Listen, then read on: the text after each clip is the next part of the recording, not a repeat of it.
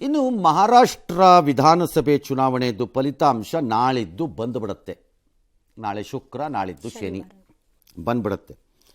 ಆಮೇಲೆ ನಿನ್ನೆ ಆಗಿದ್ದು ಸಾಲದು ಅಂದ್ಬಿಟ್ಟು ಇವತ್ತೊಂದು ಇನ್ನಿಬ್ಬರು ಪೋಣಿಸಿ ಇನ್ನೆರಡು ಕೊಟ್ಟಿದ್ದಾರೆ. ಅದೇನೋ ಎಕ್ಸಿಟ್ ಪೋಲ್ ಅಂತೆ ಅವ್ರದ್ದು. ಟುಡೇಸ್ ಚಾಣಕ್ಯ ನೆನ್ನೆ ಕೊಟ್ಟಿದ್ರು, ಇವತ್ತೇನು ರಿವೈಸ್ ಮಾಡಿರಬೇಕು ಅವರು. ಆಕ್ಸಿಸ್ ಅಂತ ಅದ್ಯಾವುದೋ ಒಂದು ಅವರೊಬ್ಬರು, ಆಕ್ಸಿಸ್ ಮೈ ಇಂಡಿಯಾ ಅವರು ರಿವೈಸ್ ಮಾಡಿರ್ಬೇಕಂಗಾರೆ ಅಂತ ಹೇಳಿದ್ದಾರೆ. ಅವರಿಬ್ಬರು ಎನ್ ಡಿ ಎ ಅಂತ ಹೇಳಿದ್ದಾರೆ. ಅದೆಷ್ಟೋ ಅದು 82ರಿಂದ 102 ಇಂಡಿ ಒಕ್ಕೂಟಕ್ಕೆ, ಅವ್ರು 178ರಿಂದ 200 ಬರ್ತಾ ಇದೆ ಹೋಗ್ರಿ ಅತ್ಲ ಕಡೆಗೆ ಅಂತ ಅವರು. ಈ ಮಧ್ಯೆ ಕರ್ನಾಟಕದ್ದೆಲ್ಲ ಬಂತಲ್ಲ, ಅವ್ರು ಗೆಲ್ತಾರೆ ಇವ್ರು ಗೆಲ್ತಾರೆ ಅಂತ, ಅದಕ್ಕೆ CM DCM ಎಲ್ಲ ಅವೆಲ್ಲ ನಾವು ನಂಬಲವಾಗ್ರೆ ಅಂದಿದ್ದಾರೆ.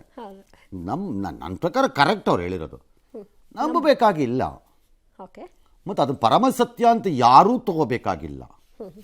ಪರವಾಗಿ ಬಂದಾಗ ಖುಷಿ ಆಗುತ್ತೆ ಅಷ್ಟು. ಹರಿಯಾಣದಲ್ಲಿ ಏನಾಯ್ತು? ಇಲ್ಲಿ ಬೈ ಎಲೆಕ್ಷನ್ ಇಲ್ಲಪ್ಪ, ಹರಿಯಾಣದಲ್ಲಿ ಏನಾಯ್ತು? ನಿಮ್ಮ ಎಕ್ಸಿಟ್ ಪೋಲು, ಅದರಿಂದ ಅದ್ರ ಮೇಲೆ ನಂಬ್ಕೊಳಕ್ಕಾಗಲ್ಲ. ಸ್ಯಾಂಪಲ್ ಅಷ್ಟೇ, ಅದೇನು ಇಡೀ ಕಾನ್ಸ್ಟಿಟ್ಯೂನ್ಸಿನೆಲ್ಲ ಸರ್ವೆ ಮಾಡ್ಬಿಟ್ರ? ನನ್ನ ಪ್ರಕಾರ, ನನಗಿರೋ ಇನ್ಫಾರ್ಮೇಶನ್ ಪ್ರಕಾರ, will win all the 3 by elections in Karnataka.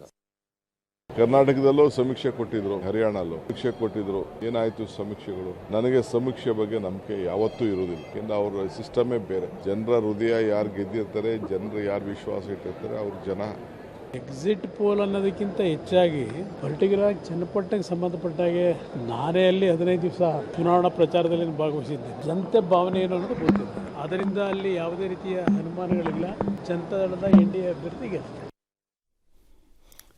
That is correct. Exit ಪೋಲ್ನ ಎಕ್ಸಾಕ್ಟಾಗಿ ಕರೆದ್ಬಿಡೋಕ್ಕಾಗಲ್ಲ.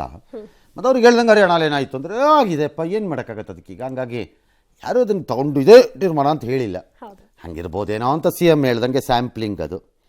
ನೋಡೋಣ, ಏನೋ ಒಂದು ಆಗತ್ತಲ್ಲ ಶನಿವಾರ, ಗೊತ್ತಾಗುತ್ತೆ.